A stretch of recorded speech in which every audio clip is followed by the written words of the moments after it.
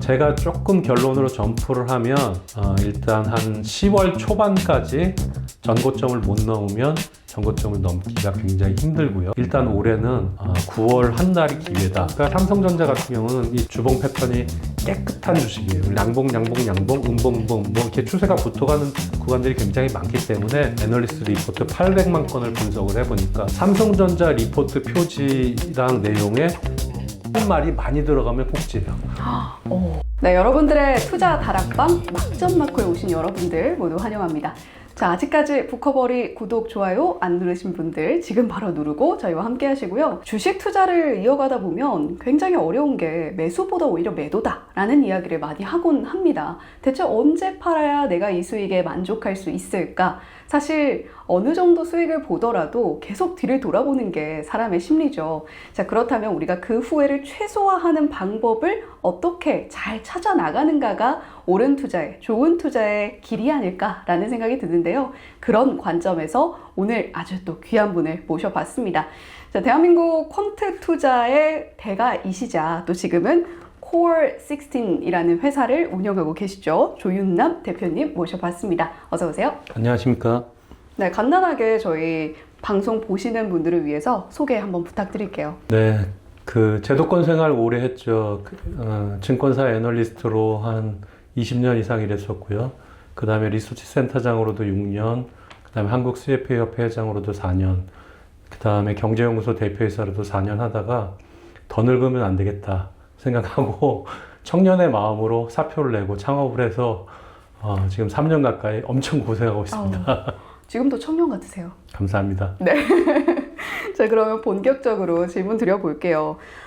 우리 시장 이야기를 좀 해보면 7월 말에 대규모 청산이 좀 있었고요. 미국 AI 반도체주는 그 이후에 반등 추세를 그리고 있는 반면에 삼성전자와 SK하이닉스는 좀 고전하고 있어요. 월가에서는 한국 메모리 이제 다른 AI 포지션을 유지하기 위한 펀딩 숏으로 활용하고 있다. 뭐 이런 분석도 나오고 있는데 대표님의 견해는 어떠신지 궁금하거든요. 이제 펀딩 숏 말이 좀 어렵잖아요. 예. 그러니까 이제 많이 오른 거 팔아서 다른 거 사겠다. 뭐 예를 들면 스페이스X가 6월 달에 상장할 때 삼성전자 하이닉스는 많이 먹었기 때문에 이거 팔아서 스페이스X 청약을 들어가자. 이제 그럴 때 이제 팔아야 되는 물량이 이제 펀딩 숏이라고 표현을 한 것 같은데요. 사실 그 전에 4월서부터 이 뭔가 K자형이라고 이 양극화가 많이 되고 특히 5월, 6월에는 삼성전자 하이닉스가 아마 전 세계에서 가장 많이 올랐을 거예요. 그러니까 오른 것들도 굉장히 좀 가팔랐고, 그러니까 이제 거기에 대한 어떤 반작용이라고 볼 수 있겠죠. 아마 기억하시겠지만 삼성전자 하이닉스 그다음에 한국 코스피의 고점은 6월 22일이었어요. 예. 근데 그날이 이제 금융감독원장께서 레버리지 ETF에 대한 경고를 날렸죠. 금융사들 너네들만 돈 많이 받는 거 아니냐. 그것이 이제 주가의 현재까지 고점이었고요. 또 하이닉스가 그날 삼성전자 보통주 시가총액 기준으로 그것을 넘어서면서 이제 시가총액 1등이 됐어요. 이제 과거에도 보면은 현대중공업 혹은 2011년 초반에 차화정 장세, 그다음에 옛날에 카카오, LG엔솔 이런 식으로 뭔가 새로운 1등이 혹은 나오게 될 경우에 주가 고점이 멀지 않더라고요. 근데 이번에는 우연찮게 그것이 주가 고점이 현재까지는 됐어요. 그래서 아마 그런 것들 때문에 그런 건지 저도 뉴스에서 봤는데 하나증권 애널리스트가 하이닉스가 시가총액 1등이 되면 그것이 주가 고점이다 이렇게 예상을 했었다면서요. 아마 그런 어떤 역사적인 몇 번의 사례들 그런 걸 가지고 얘기를 했던 것 같아요. 지금 이제 보면 이런 거죠. AI라는 것이 인류 역사상 가장 큰 혁명이 될 수도 있겠다라고 믿으시죠? 그렇죠. 네, 그러니까 AI 성장은 그건 누구도 부인할 수 없는 거예요. 근데 주식시장은 조금은 다른 얘기죠. 그래서 성장을 하기 위해서 뭘 해야 될 거냐? 일단 투자를 많이 해야 돼요. 네? 이 시장에서 결국은 이 세상에서 위너가 돼야 되기 때문에 그래서 투자를 많이 하는 게 위너다라는 어떤 기대의 시간이 있었고요. 근데 조금 지나다 보니까 진짜로 돈을 벌어? 이렇게 많은 투자 예를 들면 하이퍼스케일러들이 연간 1,000조 원을 때려 박는다고 그러는데 돈을 언제 벌어서 이것을 메꿀 거야? 라는 어떤 그 의심의 시간, 결국은 증명의 시간과 이제 그 어떤 지금 변곡점이 되는 거죠. 근데 어떤 상황에서는 기대감이 커지고 어떤 상황에서는 실체를 증명해봐. 이런 어떤 확인의 시간이 필요한 건데 그 먼 뒷배에는 글로벌 유동성이라는 부분, 특히 FRB의 금리 정책에 대한 어떤 시장의 기대감이 있는 거예요. 그 투자자들이 뭐 이제 막 이것저것 막 얘기 듣다 그 매일 유튜브 보시잖아요. 그렇죠. 듣다 보면 더 헷갈려요. 그냥 간단하게 뭐 팁 같은 거 드리면 미국의 오라클이 있죠. 예. 그냥 오라클 주가만 보세요. 오. CDS 프리미엄 그러면 CDS가 뭔지 프리미엄이 뭔지 그것도 헷갈린데 사실 CDS 프리미엄이 뭐 가상금리가 2%다 200bp 전후인데요. 2%다 그러면 사실 누구한테 그 돈 떼거나 망할 회사한테 나한테 2% 이자 더 줘 그러면 별로 큰 거 아니거든요. 예. 별로 큰 거 아닌데 이제 과거 대비로 많이 올랐다는 건데 이제 복잡하니까 오라클 현재 주가는 한 주당 147불 정도 되는데 만약에 100불 근처로 막 그냥 밑으로 떨어지더라 그러면 야 이건 또다시 99년 2000년에 IT 버블 붕괴구나 이렇게 생각하셔도 되고요. 여하튼 시장이 투자가 무조건 답이야. 투자하는 회사가 좋아. 라고 생각할 때는 오라클 주가가 올라가고요.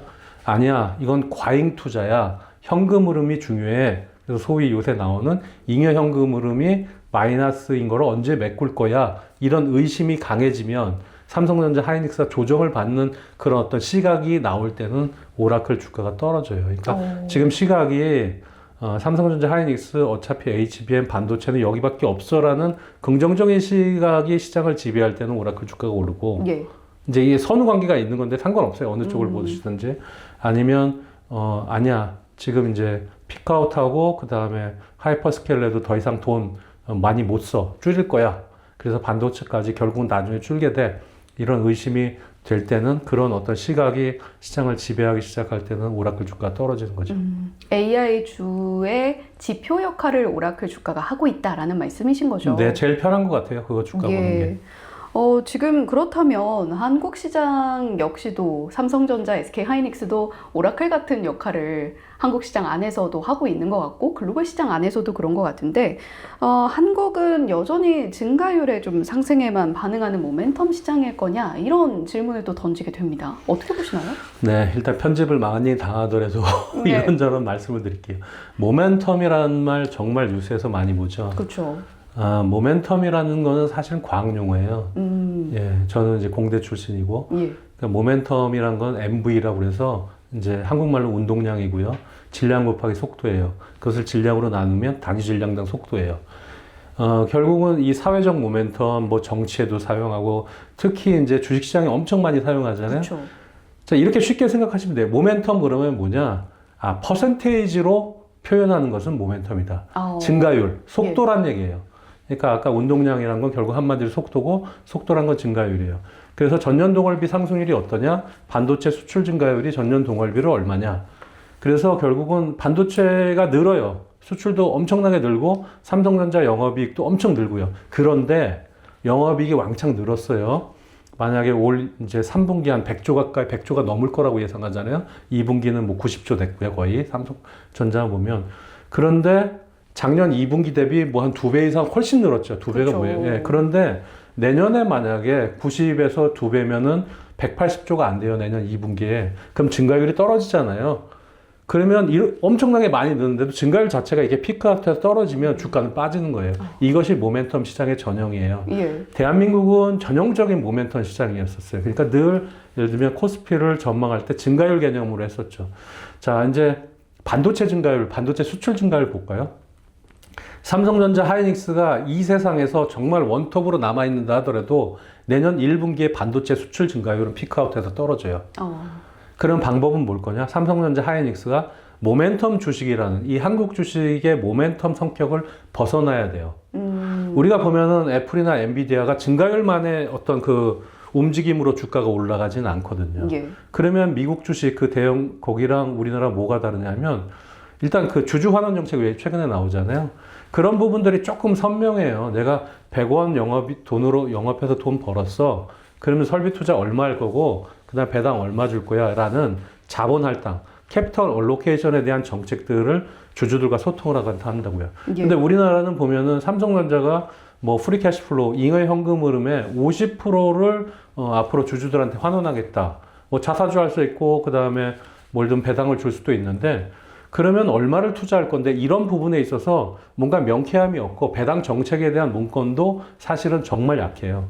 근데 뭐 경영진들은 다 알고 있겠죠. 생각이 있겠죠. 그런데 주주들도 최소한의 어떤 그 소통 기반은 마련이 돼야 되는 거고요. 근데 그 아마 이제 삼성전자 하이닉스도 아마 골치 아플 거예요. 정부에서 뭐 광주서부터 충청권, 전라권, 호남권에 투자를 해야 된다는데 도대체 이쪽에 많이 투자를 하면 배당 줄 돈이 없고, 배당을 또 예를 들면 주주환원 정책을 먼저 선제적으로 빵 하고 때리면 이쪽에 또 투자도 조금 애매해지고, 또 미국에도 투자해야 되고 이러기 때문에 아마 계속 시기를 늦추면서 속된 말로 이제 고민을 하고 계실 텐데, 중요한 거는 이런 자본 그 할당에 대한 그런 부분들에 대한 어떤 정책 투명성이 있어야 대한민국의 어떤 모멘텀 시장을 좀 벗어날 거라고 생각합니다. 예. 이렇게 좀 본질적으로 주주 환원에 대한 이야기가 계속해서 들려오는 것도 처음인 것 같다라는 생각이 들거든요. 결국에는 주주 환원 책의 중요성을 강조해 주신 걸로 저는 이해가 되는데, 실질적으로 좀 시장이 만족할 만한 주주 환원 정책이 나올 가능성은 어느 정도라고 보세요? 뭐 좋은 예는 아니겠지만 옛날에 뭐 그 사모펀드들, 프라이빗 에쿼티들이 그 어떤 기업을 인수해서 그냥 곡간을 다 헐어가지고 주주들한테 배당을 주잖아요. 예. 주주들 입장에선 좋죠. 있는 뭐 곡간 다 허물어가지고. 근데 이제 다음이 내가 그럼 평생 주주일 거냐라고 봤을 때 그렇게 좋지는 않고요. 또 다음 세대 주주들한테도 좋지 않아요. 중요한 거는 기업의 영속성이거든요. 투자도 적절히 해야 되고, 배당도 주주 환원도 좋아야 되는데, 가장 좋은 의사결정이 뭘 거냐? 앞으로 성장을 하는데, 기업들이, 반도체 기업은 결국 사이클인데, 여기서 예를 들면 기술 개발이라든지 새로운 라인을 깔지 않으면 경쟁에서 도태될 텐데, 나중에 배당 줄 돈도 없어요. 예, 그러기 때문에 가장 예를 들면 그 합리적인 선택이 뭘 거냐. 그래서 중요한 거는 배당을 왕창 주던, 배당을 조금 주던, 이렇게 가겠다라고 얘기를 해주는 거예요. 소통하고. 방향성을. 예. 그게 중요하다고 생각을 합니다. 예. 또 주주환원 정책을 이해하는 데 있어서 프리캐시 플로우를 좀 우리가 읽을 필요가 있다라는 이야기도 하시던데, 이 부분은 투자자분들이 좀 이해하기 어려울 수도 있을 것 같거든요. 그러니까 이제 보면은 그 주린이 분들이 예. 이제 코로나 이후에 그 2020년 3월이 이제 주가 바닥이었죠. 그 이후에 주가가 반등하면서 굉장히 많이 이제 주식시장으로 들어오게 됐어요. 특히 최근에 1, 2년 동안 더 많이 들어왔죠. 그러면서 이제 공부도 많이 하시고 유튜브도 매일매일 따라다니시고, 예. 인생이 좀 제 개인적인 입장에선 저도 뭐 우연찮은 기회에 주식해서 돈을 잃어서 애널리스트 생활도 하고 25년 동안 이 증권 분석을 하게 됐는데, 만약에 제가 젊어서 다시 산다 그러면 이 주식시장에 제 인생을 이렇게 저당 잡히고 싶진 않아요. 계기가 그렇게 되시는 줄 몰랐네요. 그래서 보면은 되게 가치 있는 일들이 주식 말고 경제 공부, 이 금융시장 공부 말고도 굉장히 많기 때문에 가급적이면 저당 잡히지 않도록 해야 되고요. 자, 이제 얘기가 좀 밖으로 벗어나는데, 프리 캐시플로우가 뭘 거냐? 자, 프리라는 것을 이제 잉여라고 이제 번역을 했고요. 그래서 잉여 현금 흐름이라고 했는데, 내가 장사를 해서 식당을 해요. 근데 이번 뭐 올해 예를 들면 뭐 1억 원을 벌었어요. 1억 원을 벌었는데 가게가 너무 좀 이렇게 낡아가지고 또 자리도 더 늘리면 돈 더 많이 벌 수 있을 것 같아요. 그래서 내가 한 7천만 원 정도는 일단 가게 늘리는데 좀 확장을 해야 되겠다. 그 다음에 새로운 셰프도 하고 뭐도 하고 재료도 좀 바꿔야겠다. 그래서 7천만 원 써요. 예. 그러면 이제 벌어들인 돈, 그 다음에 투자한 돈, 요거 빼고 남은 돈 3천만 원이잖아요. 예. 3천만 원 가지고 그게 이제 잉여 현금 흐름이에요. 그래야 잉여 현금 흐름이 있어야 배당도 줄 수 있어요. 그렇죠. 네, 그러니까 벌어들인 돈 다 투자해야 한다. 그러면 이제 잉여 현금 흐름이 없고 이제 주주들한테 줄 돈도 없는 거죠.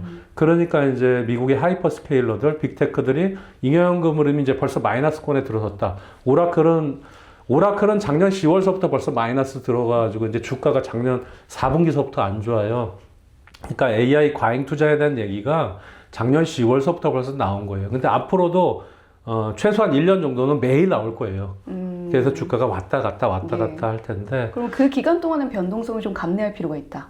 그렇죠. 이제 막 그것을 이제 복잡하게 따라가다기보다는 미국에서 과연 돈을 덮을 거냐, 그러니까 금리를 내릴 거냐, 올라갈 거냐, 이제 그런 생각만 해주시면 되고요. 자, 프리 캐시플로우가 왜 중요하냐면 사실은 뭐 그냥 개인 투자자분들한테는 그렇게 중요하지 않을 수도 있는데 저는 리서치 센터장도 6년을 했잖아요. 우리 애널리스트들이 이제 적정 주가가 얼마냐, 기업 가치 평가를 할 때 프리 캐시플로우를 쭉 전망을 해요. 앞으로 뭐 3년, 5년 뭐 이렇게 전망을 하고 뭐 맞든 틀리든 간에 그런 다음에 현재 가치로 이제 할인을 해요. 그것이 이제 기업의 내재 가치, 적정 가격으로 얘기를 합니다. 그래서 조금 기술적으로 말씀드리면 삼성전자가 이제 몇 년 전에 앞으로 3년 동안 이 프리 캐시 플로우의 50%를 주주 환원으로 돌리겠다. 그러면 이제 애널리스트는 바로 이런 질문을 해야 돼요. 프리 캐시 플로우 투 더 에쿼티예요? 프리 캐시 플로우 투 더 펌이에요? 그거에 따라 금액이 달라지거든요. 여기에 대한 언급도 없어요. 그러니까 사실 도대체 얼마를 하겠다는 거야? 라는 것들이 이제 분석가의 몫으로 남아있는 거죠. 예. 그래서, 보면은 이런 거죠. PER하고는 또 다른 개념이죠. PER은 그냥 기업이 아까 식당에서 영업으로 이제 돈 벌어들인 거, 뭐 이제 그런 것만 생각해요. 그러니까 이것은 손익계산서상의 얘기고 현금 흐름은 또 다른 문제이기 때문에 여러 가지 각도로 보는 거죠. 그래서 잉여 현금 흐름으로 보면은 그걸 가지고 이제 주가를 이렇게 종목을 선정하기도 하죠. 예를 들면 PER이다. 그럼 뭘 같이 대응을 해야 될까요? 이익 증가율, EPS 증가율을 같이 봐야 돼요. 그 다음에 순자산, 주당 순자산 가치다. 그럼 PBR이다. 그러면 대용치가 이제 ROE를 봐야 돼요. 자기 자본 환원율. 그러면 예를 들면 프리 캐시 플로우다. 그러면 기업의 투하 자본 증가율이 얼마일 거냐, 기업 가치가 얼마일 거냐, 이런 식으로 이제 항상 이 그 구조로서 뭔가 종목을 선정하거나 아니면 분석을 하게 돼 있는 거죠. 예. 사실 모멘텀 시장에서 벗어나는 것이 건강한 시장으로 나아가는 길이다 이렇게 말씀을 해주셨는데 결국에 이 질문을 드릴 수밖에 없을 것 같아요. 지금 삼성전자와 SK하이닉스 매수 기회라고 봐도 될까? 이 부분에 대한 질문을 드릴 수밖에 없는 것 같은데 뭐 사실 입장이 조금 왔다 갔다 해서 투자자분들께는 그렇게 높은 신뢰를 받는 의견은 아닙니다만 모건스탠리의 숀킴 애널리스트도 매력적인 진입 시점이다 이렇게 평가하기도 했는데요. 그렇죠. 애널리스트 입장에서는 뭐 PER이 4배다 5배다 그러면 예를 들면 전 세계 1등 기업이 PER이 4배 5배는 말도 안 되는 거죠. 근데 저도 보면은 이제 어닝스 리비전이라고 얘기하죠. 예. 애널리스트들이 이제 이익 전망을 해요. EPS가 얼마냐. 그러면 앞으로 1년, 2년, 3년 이렇게 전망을 하면 그 이익 전망을 올렸나 내렸냐를 가지고 이제 그 어떤 그 이익 수정 비율 같은 걸 만들어요. 저는 이제 2000년서부터 이런 어떤 그 기업이 컨센서스를 굉장히 많이 다뤘어요. 예. 그래서 이제 미국 사람들이 만들어 놓은 지표들도 내가 이렇게 고쳐야 되고 이렇게 바꿔야 된다라고 조언도 해드리고 그래서 이제 삼성전자는 PER이 높을 때 사라. 고퍼에서 사고 저퍼에서 팔아라라는 어떤 퍼프리미엄도 개발을 했었고요. 그 다음에 2003년에는 한국 사람들이 어떤 지표 같은 걸 잘 못 만들었는데 이익 심리 지수라는 것도 만들기도 하고 그랬었어요. 근데 자, 그 이익 수정 비율이라는 게 사실은 주가에 어떤 선행성이 있거나 어떤 주가의 변곡점을 잘 알리진 못해요. 근데 아까 숀킴이라는 애널리스트는 아마 이제 이익이 주가 수익 비율이 너무 싸니까 낮으니까 이제 그 삼성전자의 매수 시간이다 이렇게 이야기를 했을 텐데 아마 투자자분들이 궁금한 건 이걸 거예요. 삼성전자 하이닉스가 과연 전고점을 넘어설 수 있을까? 그렇죠. 어떻게 생각하세요? 바람입니다만 네. 넘어섰으면 하죠. 기도매매입니다. 이제 아마 한 7월 중순까지만 해도 무조건 전고점 넘는다라는 이야기가 대세였다가 이제는 전고점은 좀 힘들 것 같다. 이렇게 많이 돌아온 것 같아요. 제가 조금 결론으로 점프를 하면 일단 한 10월 초반까지 전고점을 못 넘으면 전고점을 넘기가 굉장히 힘들고요. 예, 내년에 다시 판이 재편이 된 이후에 다시 생각해 보자. 일단 올해는 9월 한 달이 기회다. 이렇게 생각을 합니다. 그 이유는 뭐냐면 삼성전자 하이닉스를 누가 살까요? 이제 한국 사람들은 사기 힘들어요. 그렇죠. 왜냐하면 최근 며칠 동안 코스닥 오르는 거 보세요. 한쪽에 이제 삼성전자 하이닉스 쏠렸다가 여기 것들 다 버렸잖아요. 아니 그 반도체 소부장서부터 뭐 그다음에 전력기기 거기다가 조선주들 실적이 이렇게 좋은데 1분기 실적이 언제 나옵니까? 주로 4월 달에 많이 나오죠. 5월 15일까지 분기 실적 예. 보고서가 나와야 되니까. 어닝 서프라이즈가 나온 기업들도 그냥 패대기 친 거예요. 왜냐면 삼성전자, 하이닉스 사야 되니까. 그러니까 시장이 벌써 이상해졌어요. 4월서부터. 예. 그 패대기 친 것들을 이제 담잖아요. 삼성전자로 쏠려갔던 것들, 그것은 기관 투자자들, 소위 얘기하는 펀드 포트폴리오 분산이 잘 되어 있는 펀드들조차도 쏠려갔어요. 그 쏠림이 이제 거의 다 이제 해소되고 있는 중이거든요. 그러니까 이제 많이 눌려있던 것들 들어가야 되는데, 이제 다시 삼성전자 하이닉스를 산다고요? 그건 아니죠. 그렇다고 한국에서 한은행에서 기준금리를 낮추겠습니까? 그것도 아니죠. 거기다가 레버리지 이제 규제를 했는데, 이제 레버리지 상품으로 다시 해서 그걸 다시 삼성전자 하이닉스를 사게 할 힘이 있을까요? 없죠. 그러면 뭔가 정책으로 막아놓은 것들은 정책으로 다시 풀어야 되죠. 그러니까 국내 유동성이 다시 삼성전자 하이닉스 아니면 시장 전체로, 왜냐면 코스피를 산다라면 삼성전자 하이닉스가 제일 시가총액 비중이 커야 되니까, 아니 뭐 국내 주식 투자하면 세제 혜택 왕창 드릴게요. 아니면 뭐 우리나라 연기금들 그렇게 해서 좀 해보세요. 뭐 이렇게 가야 되는데, 근데 다른 게 볼 게 없이 삼성전자 하이닉스가 가야 되거든요. 그러니까 이제 이런 것저런 건 아무리 생각해봐도 삼성전자 하이닉스가 다시 유동성 공급이 되긴 어려워요. 그 얘기는 전거점 못 나눈다는 얘기죠. 근데 왜 9월 달에 그래도 가능성을 열어놓냐 그러면, 글로벌 유동성이 받쳐주면 가능도 하겠다. 글로벌 유동성이란 건 결국 미국의 금리잖아요. 예. 미국 연준 FRB의 금리 정책인데, 9월 달에 금리 인상을 안 하고 넘어가게 되면 지금 가능할 것 같아요. 왜냐하면 이 8월 달이 굉장히 중요한데요. 그 8월 말에 이제 8월 27일 날 엔비디아 실적도 있고요. 그 다음에 27일서부터 29일까지 그 와이오밍주에 잭슨홀이라는 데가 있어요. 예. 그 잭슨홀이 이제 이 골짜기라고 얘기를 하더라고요. 어떤 그 방 같은 거 아니고. 그 잭슨홀에 전 세계 이제 중앙은행 총재들이 모여서 경제 정책 회의를 하는데, 이번 주제는 뭐 금리나 통화 정책은 아니지만 연준 의장이 매번 이제 연설을 해요.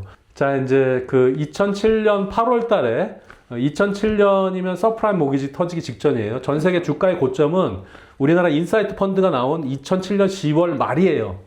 그때 전 세계, 한국도 그렇고 전 세계 주가의 고점인데, 2007년 8월 달에 벤 버냉키가 벌써부터 이거 예를 들면 주택시장하고 금융시장에 문제가 있다. 예. 그래가지고 바로 이제 금리를 이제 한두 달 뒤에 바로 9월 달에 낮췄나 그럴 거예요. 그 얘기를 먼저 얘기해요. 그러니까 내가 금리를 오르겠다 낮춰야겠다는 것을 8월 달에 미리 언지를 준다고요. 그 다음에 2008년 리만 브라더스가 파산된 게 이제 9월이었죠. 근데 8월 달에 약간 위기 얘기를 해요. 거기다 2010년에 이제 양적 완화 두 번째 얘기를 이제 한두 달 전에 미리 얘기를 해요. 그 다음에 2011년에는 QE3, 양적 완화 세 번째를 잭슨홀에서 미리 얘기하고, 그 다음에 2022년에 주가가 1년 내내 떨어졌죠.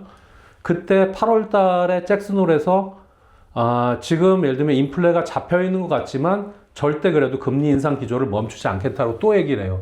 그러면서 이제 2022년 9월, 10월에 또 주가가 엄청 빠지죠. 근데 중요한 거는 이번 잭슨홀이 왜 중요하냐면, 새로운 연준장 취임한 다음에 처음에 첫 회의예요. 근데 이 아저씨가 도대체 무슨 얘기를 할까 이제 예상할 수 있을 거고요. 제 예상은 그래도 걱정은 별로 안 하셔도 되는 게, 일단 그 미국의 금리 정책의 가장 중요한 건 물가잖아요. 예. 그런데 작년 6월하고 7월 달에 국제유가 WTI가 엄청 높았어요. 그래서 사람들이 뭐 이란 전쟁 때문에 이제 3월 달에 이란 전쟁이 있었죠. 그 다음에 3월, 4월, 5월, 그래서 원유 재고도 떨어지고, 그래서 결국 이것이 물가에 부담을 주는 거 아니냐 이제 걱정했는데, 그래서 보면은 이제 물가가 뭐 한 4.2%까지 미국 소비자 물가 상승률이 나왔다가 지난번에 3.5%까지 떨어졌는데, 8월 12일 날 7월 물가가 나와요. 예. 이번에는 저희 예상은 한 3.3%대까지 더 떨어질 것 같아요. 왜냐면 기저효과가 높아서. 예. 그러면 8월 중순은 잘 넘어가죠. 8월 중순 잘 넘어가고, 이제 8월 후반에 아마 8월 20일 정도에 뭐 하루 이틀 약간 잡음이 있을 수도 있어요. 왜냐면 7월 달에 이제 FOMC가 있잖아요. 보통 FOMC가 금리 정책이 있으면 성명서를 발표하고 한 3주 정도 지난 다음에, 그때 도대체 누가 어느 놈이 무슨 얘기를 했어라는 회의록을 이제 공개를 해요. 그게 보통 한 3주 정도 있는데, 8월 20일 정도에 이제 회의록이 공개하는데, 벌써 3명이나 금리 인상을 하자고 그랬어. 도대체 이 사람들 뭐야? 이래서 뭐 걱정할 수도 있는데 8월 말에 잭슨홀이 있기 때문에 걱정 안 하셔도 될 것 같고요. 9월 달에 금리 인상 안 할 거고요. 제 예상은. 예. 그러면 12월 달에 한 번 할 텐데 하긴 하나요? 연내에? 할 거라고 생각을 하고 있어요. 그래서 2015년에도 금리 인상 한 번 했어요. 미국에서. 2016년에도 한 번 했고 2017년에 3번 했어요. 여기까지는 장이 괜찮았죠. 근데 2018년에 4번 하면서 장이 이제 완전히 무너졌는데 그래서 잘 가면 2015년 12월처럼 한 번 하고 시장은 죽지 않고 계속 예를 들면 살아나려는 혹은 상승 추세를 지속하는 그런 어떤 낙관적인 시나리오를 생각합니다. 제가 이제 이 데이터를 좀 분석을 해보니까 1971년 이후에 미국 연준이 아마 1913년 정도에 만들어졌을 거예요. 근데 1971년 이후에 1년에 8번 미국 그 금리 정책이 있잖아요. FOMC가 8번 있는데 몇 월 달에 도대체 인상하고 인하를 제일 많이 해서 이렇게 세보니까 12월이 제일 많아요. 그러니까 올해도 아마 12월에 한 번 정도 생각하고 있어요. 그런데 아까 왜 삼성전자 하이닉스가 9월 달에 신고가를 내지 않으면 뭐 10월 초반이라든지 그때까지 내지 않으면 별로 기회가 없을 거라고 생각하냐면 11월 달에 미국의 그 중간 선거가 있어요. 예. 트럼프가 2016년에도 중간 선거 전에는 맨날 이 관세 이런 걸로 해서 시장을 좀 괴롭히더라고요. 왜냐면 그 뭐 러스트 벨트서부터 자기 어떤 지지 기반에 대한 표를 얻어야 되니까. 그래서 2016년에도 10월, 11월에 주가 굉장히 안 좋았어요. 그래서 뭐 그때 생각도 좀 나고요. 그 다음에 아까 국제유가가 기저유가가 여름에 굉장히 높았는데 대략 한 11월 가고 12월 달에는 기름값이 장전 기름값이 굉장히 낮아요. 그러니까 이 기저효과만 보더라도 전년 동월비 상승률이 굉장히 높아져요. 그리고 아까 말씀드렸죠. 반도체 수출 증가율이 절대 규모가 아무리 늘어도 수출 증가율 자체는 이 퍼센테이지는 줄어든다고요. 그래서 아마 연말 지나서 내년 1분기로 하면 반도체 수출 증가율도 떨어지기 때문에 이제 일단 연말로 가면 덜 우호적인 상황이 되기 때문에 아주 찬바람이 불기 전에 뭔가 좀 기대감을 다시 확 살려야 돼요. 정책도 그 전에 나오는 것이 좋을 것 같고요. 예, 주주환원 책. 주주환원이든 혹은 뭐 이제 어떤 세제 혜택이든 뭐든 간에 이 주식시장 어떤 활성화 대책이든 뭐 뭐든 간에 좀 나와주는 게 좋을 것 같습니다. 그러면 우리 시장에 고질적으로 지금 지속적으로 문제라고 지적받는 것 중에 대표적인 게 수급이잖아요. 네네. 그러한 정책적인 측면으로 수급도 양호해 줄 수 있나요? 그건 잘 모르겠어요. 그 아까 그 코로나 이후에 사람들이 2011년만 해도 이제 주식 안 하시는 분들이 난 따박따박 이렇게 적립식 하듯이 삼성전자 살 거야. 예. 그런 분들이 최근 1년 사이에 다 없어진 것 같아요. 그런 것 같아요. 중요한 거는 이 현금을 항상 이렇게 놔두는 거거든요. 예. 이제 워렌 버핏, 찰리 먼거가 항상 이 현금 비중이 있잖아요. 근데 그것을 이제 저도 말로 이렇게 하는데 잘 못해요. 그래서 현금 비중이 되게 중요한데 이번에 아마 7월 달에 아마 제대로 이제 각성하시고 느끼셨을 거예요. 현금 비중이 얼마나 중요한지. 그리고 수업료를 많이 내면서. 네, 그리고 손절을 하더라도 손절도 좀 필요한데 가슴 아프죠. 본전 찾을 생각 이제 조금은 있고 아주 일부라도 내 계좌에 100% 주식이 있는 것보다는 현금이 조금이라도 5%든 뭐 10%든 있으면 마음이 편해요. 왜냐하면 내가 주도적으로 뭔가를 할 수 있는 그런 기회를 모색할 수 있어요. 좀 여지를 남겨두다 현금으로. 그러니까 100% 주식이면 거기다 이제 지금 어차피 다 마이너스겠죠, 평가액은. 조금만 손절해 보세요. 네, 이렇게 반등을 하는 날. 예. 좀 적게 손실 난 종목에서 손절을 하고 그 현금을 킵해서 가지고 있다가 정말 기회가 보인다라고 할 때 한번 꺼내서 사용을 해보시는 것도 방법이 될 것 같습니다. 또 이런 얘기 많이 하잖아요. 버블이냐 아니냐 이런 이야기 많이 하고 이런 질문들 계속 끊임없이 우리를 괴롭히고 있는 것 같은데 대표님께서 생각하시는 올바른 질문이 있다라고 들었거든요. 버블은 늘 있죠. 왜냐하면 사람들이 모인 곳이니까. 결국 아까 말씀드린 것처럼 어떤 기대의 시간에서 이제 증명의 시간으로 넘어가고 두 군데가 이제 왔다 갔다 하고 똑같은 상황이라도 어떤 내 주변 환경이라든지 감정에 따라서 이제 보는 관점이 달라요. 그래서 규율이 중요한 거예요. 매도도 그래서 규율이 중요하고요. 우리가 보면은 그 AI 시대에 맞춰서 그 미국의 골드러시 되게 많이 하잖아요. 그래서 뭐 이제 금캐로 가요. 금캐로 가는데 진짜 돈 번 건 누구냐? 곡괭이 팔고 삽 팔고 청바지 파는 사람들이었다. 그것이 누구냐? 삼성전 하이닉스처럼 반도체를 뭐 만드는 사람들이었다.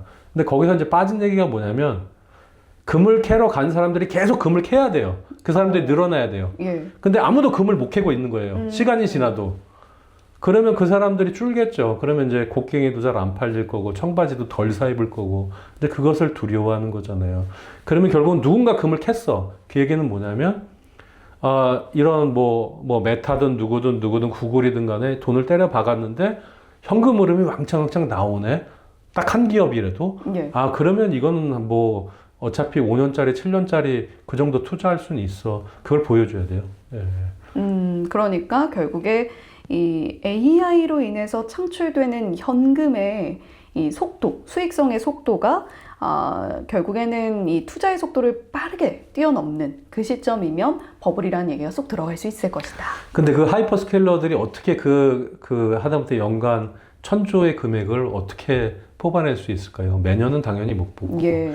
그래서 보면은 7월 달에 이제 그 반도체 기업들 주가 조정 받을 때 이제 투자 전략가라든지 글로벌 전략가들이 이제 그 토큰 익스펜디처 인덱스라고 그 토큰 그 사용 지수를 봤잖아요. 그래서 예.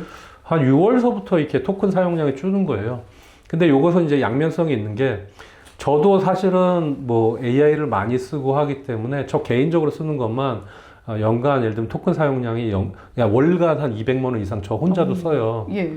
근데 사실은 이게 기업에 엄청난 부담이 되는 거죠. 그래서 아니 뭐 간단하게 뭐 질문하고 물어보고 그 다음에 워드 프로세스 만드는데 왜 AI를 써? 예를 들면 형식 워드 프로세스 만들면 토큰 얼마나 많이 드는데 예. 내용보다도 형식 만드는데 그러니까 그거 싼 거 써. 그럼 싼 거 뭔데요? 딥시크나 키미 있잖아. 네. 이러면서 이제 중국이 뭔가를 개발했다 그러면은 이제 이게 창이 출렁출렁 하는 거예요. 그렇죠. 그래서 과연 이 대규모 투자가 무엇으로 생산성을 만들어낼 거냐에 대한 아이디어랑 지혜랑 증명들이 이제 앞으로 몇 년에 걸쳐서 계속 나와야 되는 거예요. 99년, 2000년에 이제 닷컴 버블이 있었잖아요. 도메인들 다 사갔죠. 그래서 무조건 예를 들면 인터넷만 쓰면 된다? 지금 대부분 없어졌잖아요. 한국 경우도 예를 들면 위너는 네이버밖에 없었잖아요. 그래서 분명히 이 AIC에도 승자와 패자가 갈릴 텐데 패자가 더 많겠죠. 예. 거기다가 이제 스마트폰 나오잖아요. 그래서 처음에는 우리가 어플리케이션만 만들면 무조건 돈 벌어. 어플리케이션 만들어서 성공한 회사보다 실패한 회사가 더 많았죠. 그죠? 차라리 예를 들면 이 플랫폼을 지배하거나 하드웨어를 지배한 회사들이 많았죠. 근데 과연 뭘로 돈을 벌지? 그리고 사람들이 이 비용을 계속 낼 수 있을까? 아니죠. 예. 그래서 그런 부분들의 어떤 지혜가 필요한 것 같습니다. 예, 우리가 아무래도 승자의 역사를 패자의 역사보다 훨씬 더 오래 그리고 깊게 기억하다 보니까 간과하기 쉬운 측면이 있는데 이제는 AI 관련해서도 이러한 지표들을 하나하나 잘 따져보면서 어떤 기업이 위너가 될 것인가를 잘 가늠하는 그런 판단이 필요한 시점이다라는 것을 이야기해 주시는 것 같아요. 자, 그렇다면 AI 포지션 안에서 삼성전자와 SK 하이닉스 이야기는 충분히 풀어주신 것 같고요. 메모리 외에 하반기에 또 주목할 만한 업종이 있을까? 이것도 여쭤보게 됩니다. 저는 그냥 계속 전기를 좋게 봤어요. 전력, 예. 그 전기. 어차피 전기가 있어야 되거든요. 다른 에너지원들이 나오지 않으면. 예. 그래서 좀 억울하게 주가가 많이 쏠림으로 인해서 많이 떨어졌죠. 그래서 엄청 떨어졌더라고요. 예, 그러면은 전력 생산도 있고요. 그다음에 송전, 배전, 변전 혹은 전선 다 필요한데 그런 쪽을 계속 좋게 보고 있습니다. 전력 인프라 또는 솔루션 전반을 네네. 긍정적으로 보고 계신 네네네. 거죠. 뭐 전기, 냉각, 네트워크 모두 포함이 될 것 같습니다. 그리고 보면은 약간 이제 계절적으로 그런 어떤 패턴들이 있어요. 제가 한 10년 전에 이제 4분기에 제약주를 사라 이런 리포트를 발간한 적이 있었는데요. 그 예. 4분기라고 얘기하는 거는 유독, 그러니까 제약이라고 얘기하는 거는 이제 바이오테크를 다 포함한 거예요. 코스닥의 이제 두 개 축 중에 하나죠. 코스닥 지수가 올라가려면 2차 전지, 예. 배터리 주식이 올라가거나 뭐 바이오 주식이 올라가야 되는데 이제 벌써부터 하도 많이 눌려서 뜨겁죠. 최근 며칠 동안. 근데 10월, 11월에 이상하게 강하더라고요. 그게 이제 계절적인 패턴인데 당시 이제 여러 가지 이유들을 이렇게 분석해 놨는데 공대생들 출신들이 이제 애널리스트로 입성하기 시작하고 사람들이 많이 이제 알려지기 시작하면서 예전에는 한 10년 전만 해도 무슨 뭐 글로벌 예를 들면 학회다, 뭐 암학회다, 신약학회다 이런 거 뭔지도 몰랐어요.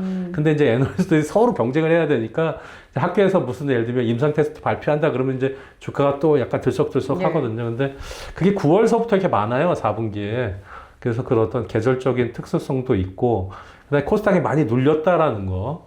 이제 이게 가장 큰 메리트겠죠. 그래서 가격적인 매력. 예. 그래서 뭐 코스닥 지수 그리고 어차피 정부에서도 모험 자본 얘기를 하는데 그 뒤에 뾰족한 대책이 없었잖아요. 우리가 7월 달에 뭐 7월 초에 대책 나오는 거 아니냐? 뭐 이렇게 기대하다가 다 이제 뭐 일단 누구의 표현으로 하면 속된 말로 물 먹었는데 이제 나와야 되죠. 여하튼 중요한 거는 실적이 잘 나오고 실적이 앞으로 최소한 몇 년 동안 잘 나올 것 같은데 주가가 수급 때문에 빠졌다. 그러면 그런 주식들이 좋은 거죠. 네네. 4분기에는 제약주를 사라. 코스닥. 네네네. 더 가겠네요. 그럼요. 지금 지수가 워낙 낮아요. 예. 네네. 뭐 사실 이전부터 제약 관련 종목들의 투자 포트폴리오가 많이 편중되어 있으신 분들은 지금의 상승이 충분히 성에 차시지는 않을 거라는 생각이 들긴 하는데요. 4분기에 우리 또 한번 모멘텀을 기다려보는 것도 좋을 것 같고요. 다른 방송 보니까 또 3월엔 현대로템이 간다. 이런 이야기도 하셨더라고요. 이제 지난 한 뭐 20년, 30년 동안 물론 이제 상장의 역사가 짧은 것들은 그것보다 적죠. 예. 그러면 이제 과거에 우연찮게 매돌만 되면 그건 우연일 수도 있어요. 계속 오르는데 앞뒤를 붙일 수 있다. 뭐 예를 들면 방산업체다 그러면 그때 예를 들면 뭐 출장이 많거나 뭐가 있거나 아니면 뭐 지정학적 사건이 있으면 이제 그거 어떤 확신을 가지고 그렇게 이야기를 하는 거죠. 그런 계절적인 패턴이 정말 우연찮게 발견이 될 수도 있고요. 근데 그런 어떤 그 월간 단위의 일의 현상보다는 저런 패턴이 훨씬 더 과학적이고 명확해요. 예를 들면 이런 거죠. 뭐 그게 작년 1월이었었나? 캘리포니아에 뭐 산불이 났어요. 그러면 캘리포니아 대규모 산불이 진짜 몇 년에 한 번씩 크게 나요. 그럼 무조건 빠지는 주식이 있어요. 그리고 그때도 예상했는데 정말 빠지더라고요. 이제 그런 것들이 그런 패턴들은 뭔가 이제 이 패턴들이 있어요. 그리고 가장 중요한 건 이런 거죠. 우리가 미국이 이란에 2월 27일 날 미사일을 발사할지 2월 28일 날 발사할지 3월 2일 날 발사할지 그걸 제가 어떻게 알겠습니까? 그렇죠. 거기다가 2011년 3월 11일 날 일본에 지진이 쓰나미가 올지 지진이 나도 그걸 제가 어떻게 알겠어요? 모르죠. 그래서 절대 예상할 수 없는 건데 문제는 그것을 재난으로 보고 전쟁으로 보고 이것이 문제를 일으키는 공급이 뭐가 막히지? 공급망 어디가 막히지? 이 공급망을 예를 들면 구조화해낼 수 있다라면 과거에 예를 들면 그 패턴을 그대로 적용할 수 있어요. 그래서 미래를 예상하는 건 아니에요.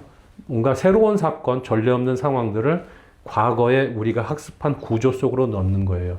그래서 시장을 해석하려고 하고 있습니다. 그러니까 결국은 금융시장의 가격이 움직이는 거는 뭔가 병목을 만들어야 돼요. 가격이 오르는 좋은 호재도 있고 반도체도 병목이 생긴 거잖아요. 옛날에 무슨 뭐 우크라이나 전쟁 때도 차량용 반도체도 그 전에 병목의 전조가 있었어요. 왜냐하면 이게 벌써 마진이 적은 산업이고 그 다음에 코로나 때문에 수요가 확 죽었는데 무슨 생산이라든지 캐파를 늘려 오히려 그냥 공장 꺼버려 생산량을 줄여 이러다가 나중에 이제 수요가 생기니까 이게 병목이 확 생기는 거잖아요. 자, 2022년 인플레가 왜 생겼을까요? 2020년 코로나 때문에 수요가 확 죽었어요. 그러다가 수요가 살아나니까 당연히 예를 들면 기저효과 때문에 YOY가 늘어나죠. 그러니까 예를 들면 인플레가 생겼는데 거기 지정학적이 터진 거예요. 러우 전쟁이라든지 혹은 예를 들면 기후, 유럽에 혹한이 왔네? 그럼 에너지 많이 쓰겠네? 이런 것들이 겹쳐지면서 이제 병목이 생기는 거거든요. 그래서 결국은 이 공급망을 잘 이해하는 거, 그거는 쉽지 않아요. 저도 애널리스트 생활 굉장히 오래 했고 리서치 센터장도 6년이나 했었는데 이건 정말 보통 사람들은 쉽지 않아요. 그러니까 보면은 이제 몇 년 전 얘기죠. 전 세계 이제 코코아 가격이 많이 올랐어요. 근데 코코아를 어디서 가장 많이 생산하는 줄 아세요? 가나 초콜릿? 코트 디부아르라고 옛날에 우리나라 사람들은 거기 유명한 축구 선수가 있었어요. 예, 그것 때문에 알았는데 그런 식으로 이제 전 세계 생산 기지가 어떻게 있고 물류가 어떻게 되고 그러니까 이란 전쟁이 터졌어도 호르무 해협이 막히지 않았으면 전혀 금융시장에 큰 문제 안 돼요. 그러니까 어떤 때는 중동전쟁이 생겼는데 뭐 이게 금융시장에 문제가 생기고 어떤 때는 안 생기고 이런 것들이 다 이제 공급망의 영향이죠. 그러니까 2005년 8월 달에 그 멕시코만 허리케인에 카트리나 때렸어요. 굉장히 이제 센 그 허리케인이었어요. 그러니까 이제 캐나다의 에틸렌 가격이 올라요. 이런 식으로 뭔가 원 쿠션, 투 쿠션, 쓰리 쿠션으로 어떻게 가격에 영향을 미치는지 이제 메커니즘을 이해해야 되고 이걸 구조 속으로 넣어놔야 되는 것 같아요. 뭐 질문을 드리면 지금의 어떤 AI 시대도 마찬가지죠.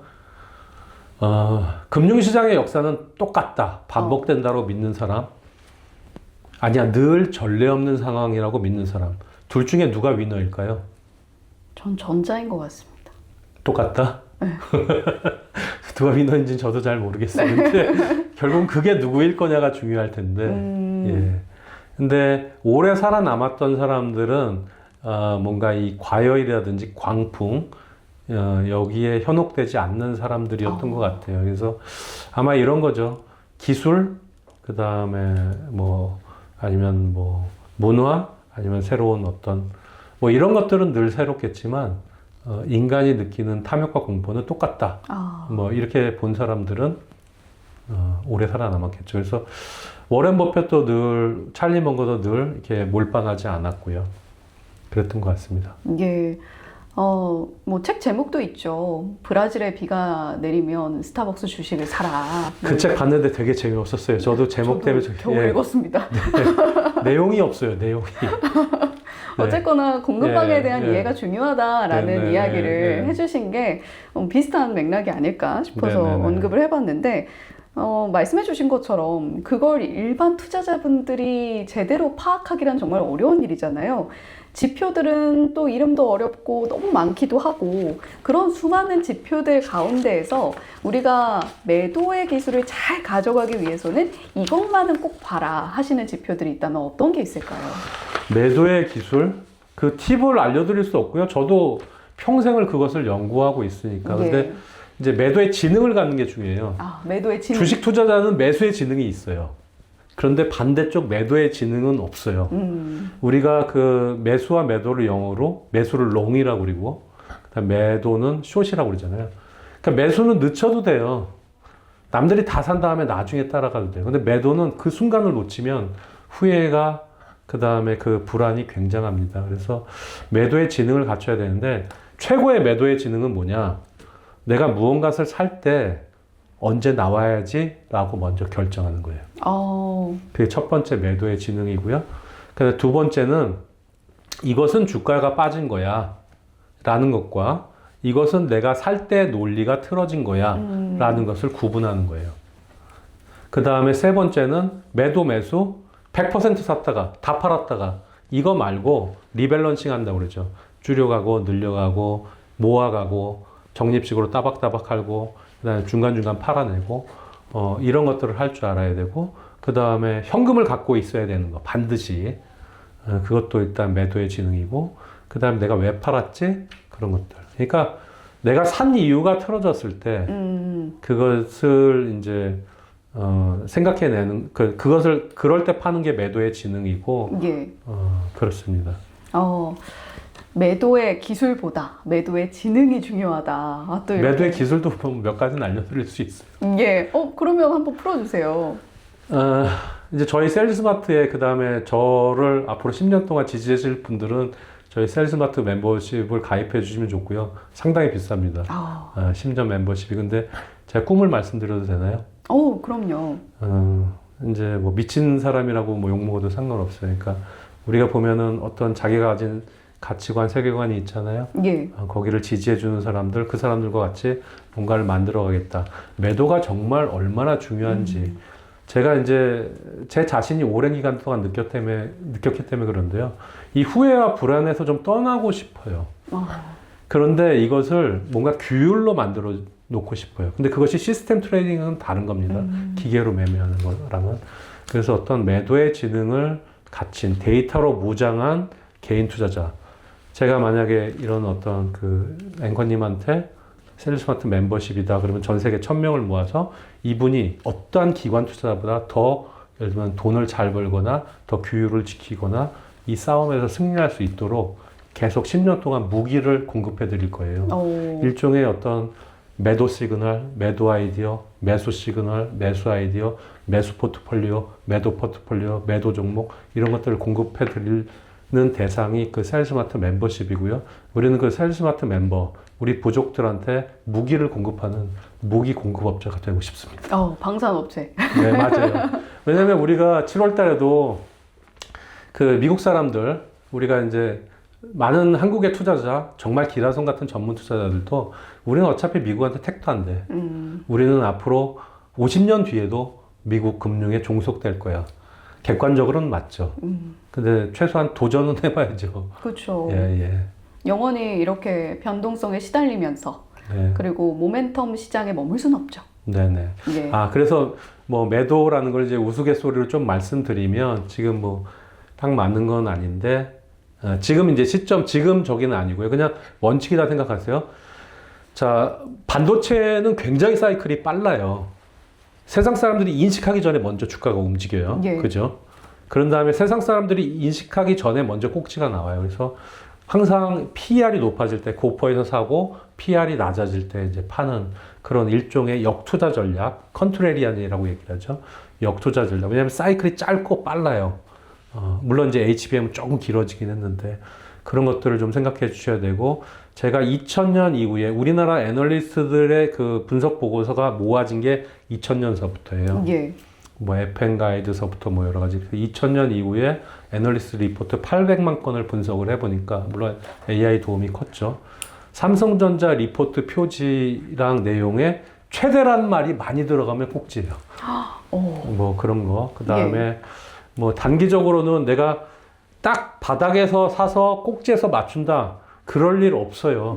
앞으로도 영원히 없어요. 그것은 뭐 이런 거죠. 뭐 코스톨라니? 그 사람들도 51%만 성공했고, 뭐 드레케 밀러, 뭐 찰리 먼거, 정말 투자의 대가들도 승률이 60%를 못 넘어요. 10종목 찍으면 4종목은 떨어져요. 그냥 인정하는 거예요.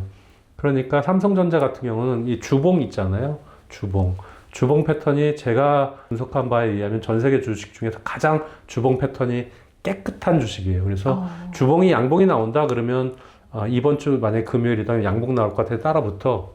근데 그 다음 주에 엇박자가 날 수도 있어요. 그러니까 중간중간 엇박자가 나서 손해 볼 수 있지만, 그렇지만 양봉, 음봉 이렇게 추세가 붙어가는 구간들이 굉장히 많기 때문에 기간을 이렇게 누적해 놓고 보면 굉장히 쉬우면서 승률이 굉장히 높은 수익이 좋은 그런 투자 기법이 되고요. 그 다음에 저희 세일스마트 홈페이지 와주시면 중간중간에 그 시그널들이 있는데 제가 확신을 갖고 이렇게 팝업으로 써놓을 때도 있어요.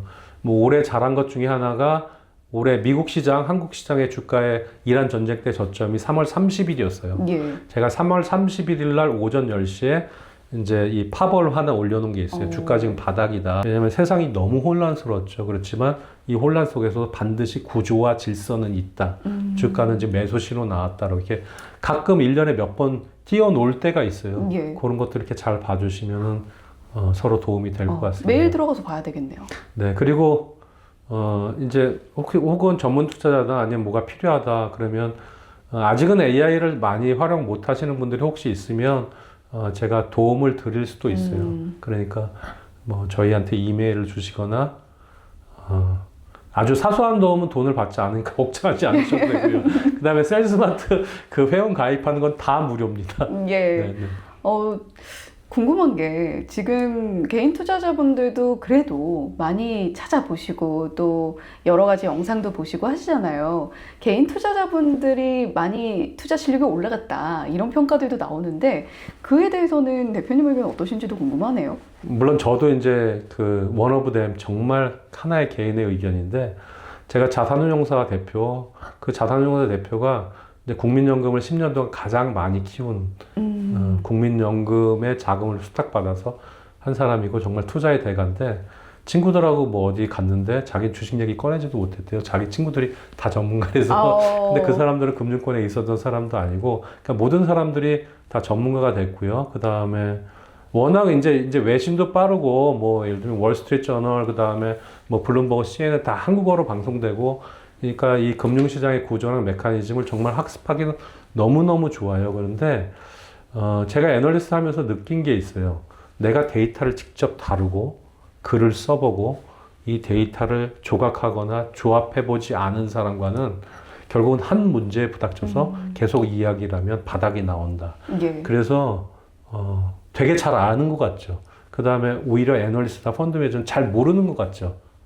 유튜버들이 훨씬 많이 하는 것 같잖아요. 그렇죠. 예. 늘 새로운 얘기들이 있고. 저는 애널리스트 입장에서 그렇지 않다라고 생각합니다. 예.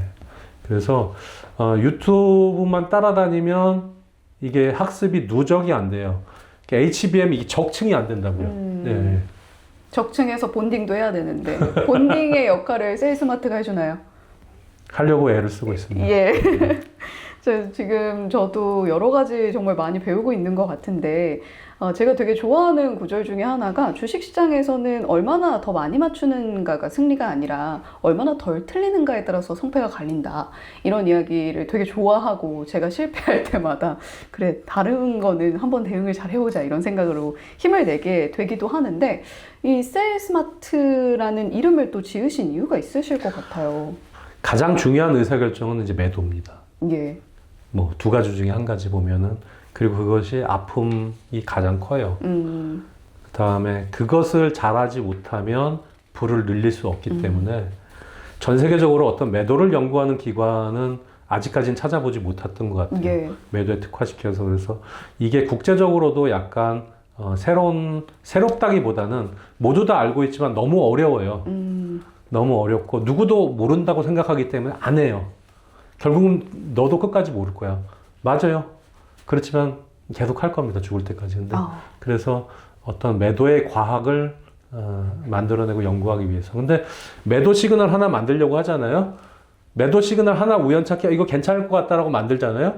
그 사이에 매수 시그널이 한 10개에서 20개 정도 나와요. 그러니까 매수 타이밍을 잡는 건 되게 쉬워요. 상대적으로. 예. 그것은 나레이티브, 그 이야기로서도 되고, 뭐 퀀트적인 방법도 되고, 굉장히 쉬운데, 매도 시점을 잡는 거는 정말 어려워요.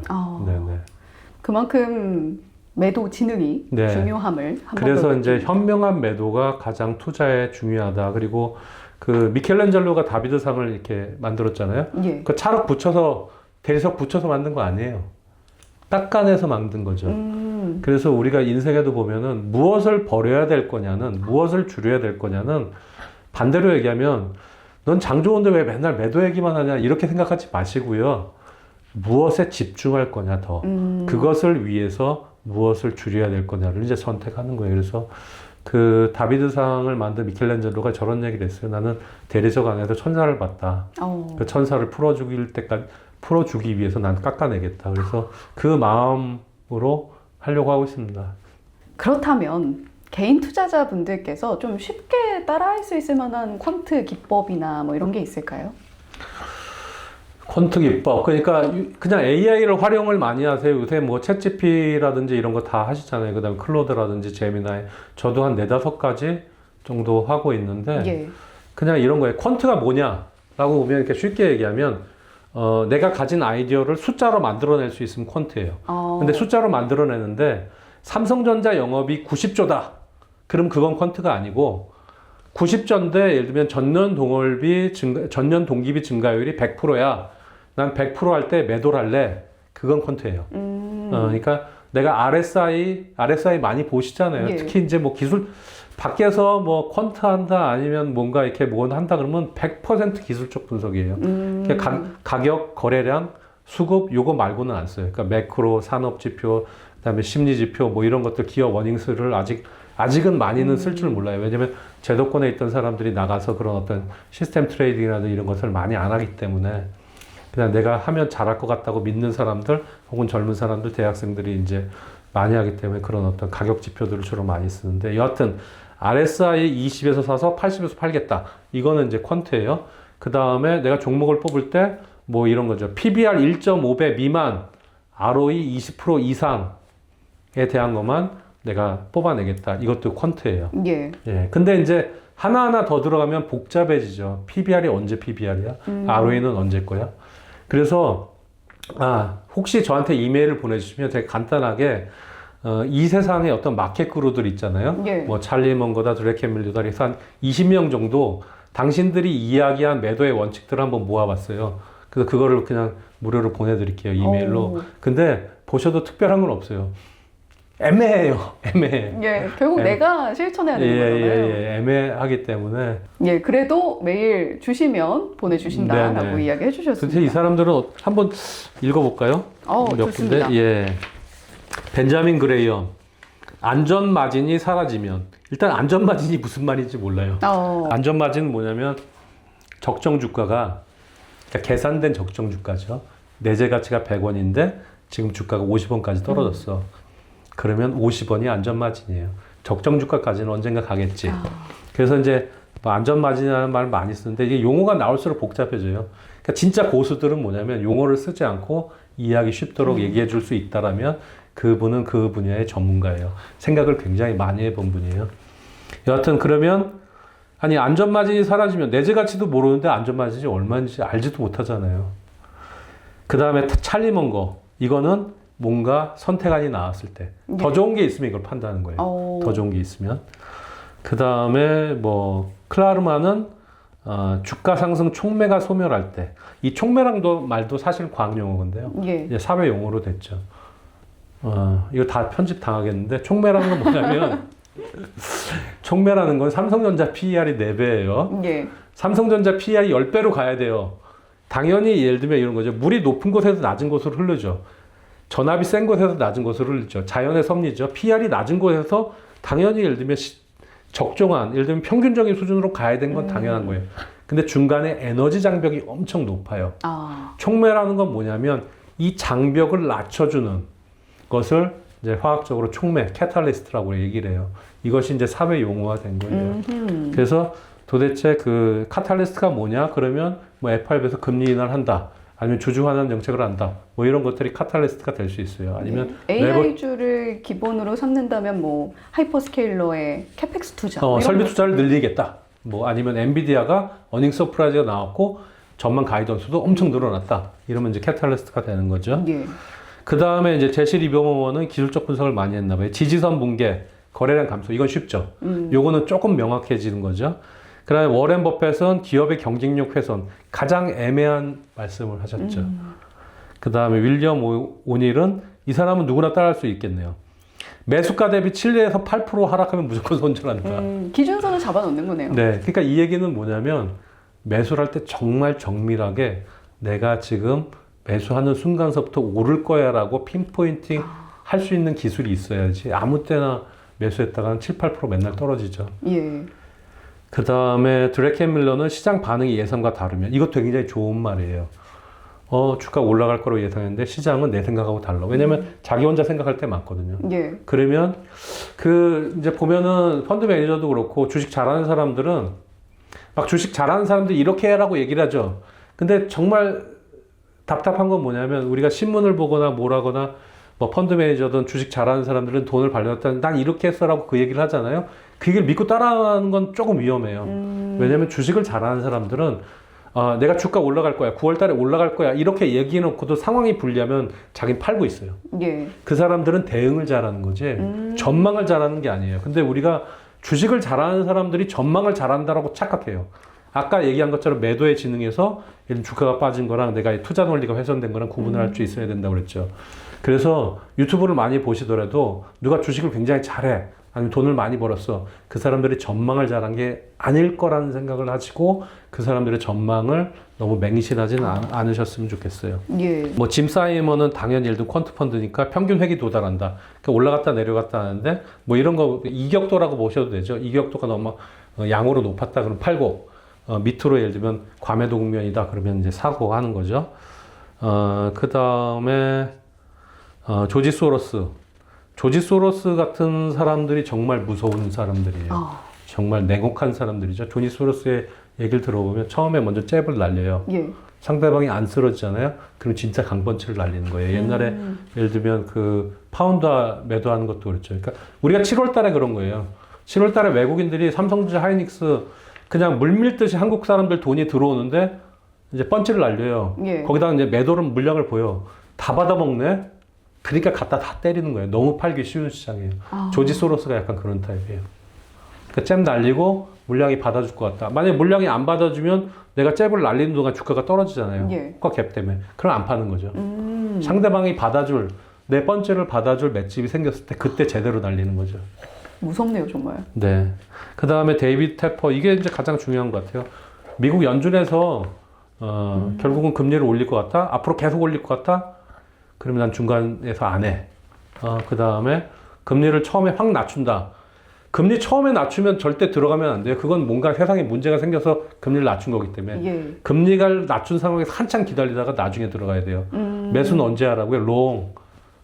지연시켜 자꾸 늦게 사. 매도는 빠르게. 예, 난 좀 덜 먹고 말래. 예. 그만큼 좀 안전하게 지속 가능한 투자를 위해서는 굉장히 필요한 네네. 태도인 것 같네요. 자, 뭐 이렇게 그럼 메일을 안 보내셔도 되는 건가요? 메일 보내드릴게요. 저희 마지막 질문 네네. 드려볼게요. 3천만 원 정도로 한 2030 투자자분들이 네네. 많이 하시는데 이분들이 꼭 기억해야 될 투자 원리 같은 게 뭐가 있을까요? 2030이 가장 최고의 자산은 뭘까요? 시간이죠. 그렇죠. 예. 그러면 내가 이제 앞으로 뭐 30년, 40년 동안 투자하겠다. 그래서 원칙을 세우는 게 중요하고요. 뭐 여기서 종목을 말씀드린들 아니면 뭐 방법을 말씀드린들 몇 분이나 이것을 보겠으며 봐주시겠으며 그것을 또 얼마 동안에 그 원칙을 지키면서 따라할 수 있을까 이제 그게 궁금합니다. 근데 중요한 거는 이 자본시장의 역사적인 평균 수익률 있잖아요. 내가 매년 50%씩 내야 되겠다. 이거는 말이 안 돼요. 절대 그렇게 할 수 없을 겁니다. 그것을 인정한 사람들이 투자의 대가가 됐던 거죠. 그래, 나는 자본시장에서 그냥 연간 20% 혹은 10% 낼 거야. 근데 그런데 예를 들면 30년 동안 평균적으로 보면 30% 낸 사람들도 낸 분들도 있어요. 그분들이 처음부터 나는 연간 예를 들면 50% 이상씩 낼 거야. 이렇게 하지 않은 거예요. 난 실패할 수도 있다라고 먼저 인정한 거예요. 그래서 3천만 원이면은 한 연평균 35%씩 냈을 때 복리로 예. 4년 뒤면 1억이 돼요. 근데 내가 한 해는 2배가 났어요. 100% 났다가 한 해는 조금 빠져서 마이너스 30% 났어요. 이러면 5년도 더 걸려요. 1억 만드는데. 그만큼 예를 들면 매년 안정적인 수익을 내는 건 정말 어려워요. 그러니까 매도는 짧게 해야 돼요. 그러니까 큰 손실을 보기 전에 만약에 예를 들면 고점에서 물량이 많아진데 마이너스 50% 이상 떨어지잖아요. 그것을 회복하기 너무 시간이 많이 걸려요. 그래서 아까 말씀드린 것처럼 이 주식시장에 절대 내 인생이 시간이 저당 잡히면 안 돼요. 예. 시장이 저당 잡히면 안 된다는 얘기가 주식 투자 말고 주식 공부 말고 유튜브 말고도 할 일이 되게 많이 있으며 저당 잡히지 않기 위해서 몰빵을 해서도 안 되고 그 다음에 마이너스 50% 이상 물리면 안 돼요. 그럼 그것을 회복하는데 내 시간이 많이 저당 잡히게 돼 있어요. 그래서 그것을 반드시 좀 기억해 주시면 좋을 것 같습니다. 그리고 뭐 원칙을 세워야 되는 거죠. 뭐 장이 세상이 어디로 강하든 나는 상관없어. 나는 그냥 분기 실적이 전년 동기비로 영업이익 증가율이 30% 이상 되는 종목만 하나씩 둘씩 살 거야. 그리고 지금 주가가 되게 싸기 때문에 배당 수익률 6% 그리고 이 회사는 과거에 예를 들면 뭐 이익이 굉장히 줄었는데도 배당을 준 역사가 있네. 그러면 앞으로 이익이 줄고 업황이 왔다 갔다 하더라도 배당은 계속 주겠지. 그러면 배당 수익률 연간 6%에서 8% 나올 거야. 그렇게 믿고 있으면 그럼 내가 앞으로 뭐 10년 동안 하겠다 그러면 오히려 그런 분들이 나중에 이 부가 굉장히 커지는 것 같아요. 네. 예. 이렇게 오늘 굉장히 중요한 매도의 기법, 매도의 지능에 대한 이야기를 나눠봤는데요. 보통 저희가 마치는 시간에 이제 투자자분들께 한마디를 부탁드리곤 하거든요. 어떤 걸 이야기를 해주시겠어요? 감정에 지배당하지 않고요. 중요한 거는 이제 규율입니다. 규율. 예. 시스템을 뭐 기계적으로 만들려는 것이 아니라 그 규율을 만들기 위해서 애를 쓰세요. 그래서 노트도 많이 하시고 그 원칙들을 좀 적어 놓으시는 것이 좋을 것 같습니다. 그것들이 당장 만들기 어려우시면 저랑 좀 협력을 해주시면 서로 도움이 될 것 같습니다. 고맙습니다.